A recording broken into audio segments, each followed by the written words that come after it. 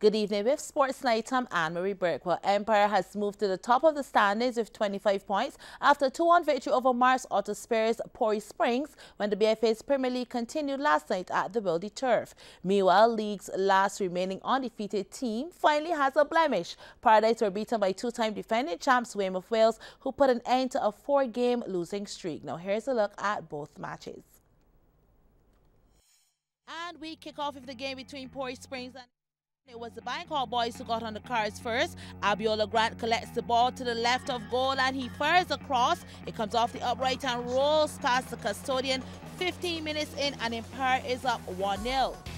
Pori Springs then tightened their game and put on the defensive pressure and went on the attack. Shaquille Short gets the keeper off his line, slots into the left pocket, and things are leveled in the 22nd, 1-1. The scoreline remained right into the half before Empire sewed things up in their favour thanks to Jamali Hudson. Beautifully executed, Empire take the win 2-1. Meanwhile, defending champs Weymouth Wales secured a 4th win of the season and all it took was a single goal. Romario Harewood collected the cross and banked it nicely into the right corner. 1-0 it would be over Paradise. Meanwhile, in the last game, all it took was one strike from Rashad Jules in the 77th to give BDF Sports Program the win over Britain's Hill. Well, the Windy selectors have retained the same 14 players for the second test against England. Chairman of selectors Courtney Brown has noted that while O'Shane Thomas was with the team in Barbados as cover for Alzari Joseph, he has now been added as an additional fast bowler. The full squad reads Jason Holder captain, Craig Brathwaite, Darren Bravo, Shamar Brooks, John Campbell, Roston Chase, Shane Dowrich, Shannon Gabriel, Shimron Hetmeyer, Shea Hope, Alzari Joseph, Kima Roach, O'Shane Thomas and Jomel Warwick.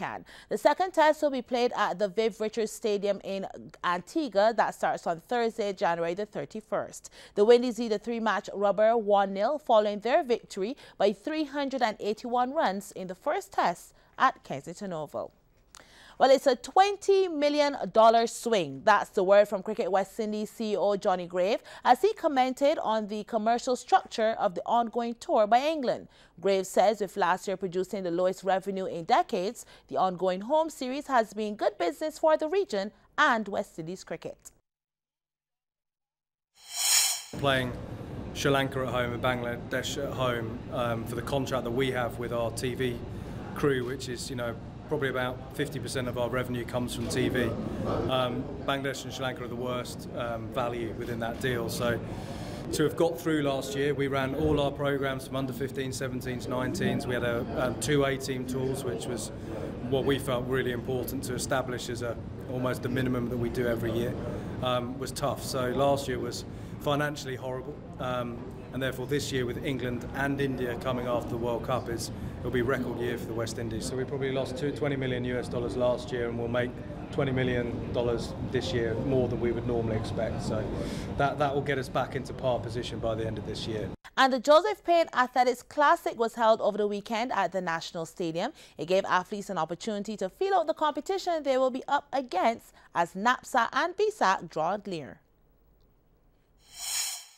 And the little one shall lead them. The under-9 girls 80-meter was paced like fire. On the inside in the blue shirt making all the running was Jasmine Hurdle of Jumpstart, holding off the strong challenge from full flights for Jada Hines and Delia Hope. The winning time was 12.55 seconds. They call it the 80-meter dash and the under-9 boys show just why out like little bullets and look at the face of Franklin Durant. He smashed the field in 12.17 seconds. His jumpstart teammates Rashawn Graves and Christopher Palmer in there for second and third. Hundreds now and there were time finals and the winner came from heat number 4. She's dominating from the inside. I speak of Alika Harewood. She's in good form, winning in a time of 13.50 seconds and with ease. But this division is one to watch as second and third round in heat number 2. Closest to the screen, one of the twin powers, Tania Applewaite, battle to the end with Kadia Rock on the inside. And here are these times, 13.52, 13.53. I'm looking forward to a battle royale all season. The boys on the 13 race was all wrapped up in the 4th heat. Watch Rico Allen and Amari Ford go for it. And it was Ford to make the late surge, a new meet record of 12.70 seconds. The 01 12.83 gone with the win. Allen's time 12.87. under 15 girls, and she's in a class all by herself. Look at those tries. Kishana Niles will make it a record run. The old time was 12.70. Niles topped the clock at 12.65. Well done, young lady. Under 15 boys now are making a red alert. Quantum Leap's Josiah Paris is taking no prisoners. This 100 is all his. Smooth sailing across the line in 11.88 seconds. On the 17s, girls first, and out the blocks with precision was Rakayla Fagan on the inside. She'll be one to watch. A full demolition job, crossing the line in 12.36 seconds, a new meet record. And I must also mention Kyla Cummings, Fagan's Elite Distance Club teammate, who also went under the old record of 12.60 as she won her heat in 12.47. And Elite Distance will come up big again, this time in the boys' race. Thanks to Daquan Clark with 60 meters to go, he took command and there was no catching him. His time, 11.15 seconds. A field of 6 lined up for the under 20 girls, and Ashley Weeks was out like lightning, but when it mattered most, she could not keep form. And Shamaya O'Dane engaged her final gear, and she takes it in 12.13 seconds. Lowe was second in 12.32, and Adair Brewster in for third in 12.38. Under 20 boys, and he still got it.